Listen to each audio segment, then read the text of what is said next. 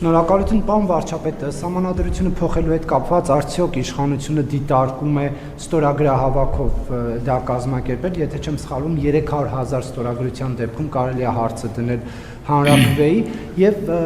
դուք ընդդիմադիրների հետ կապված նշել էիք, որ փետրվար ամսին նշել էիք, որ ընտրություններից հետո նրանց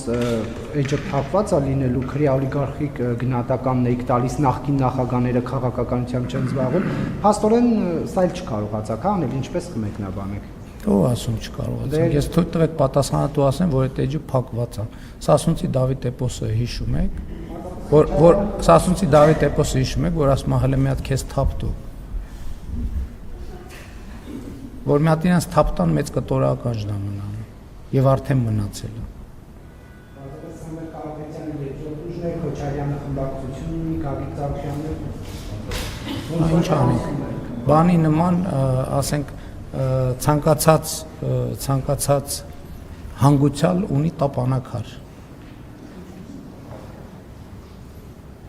Շնորհակալություն Արմատ։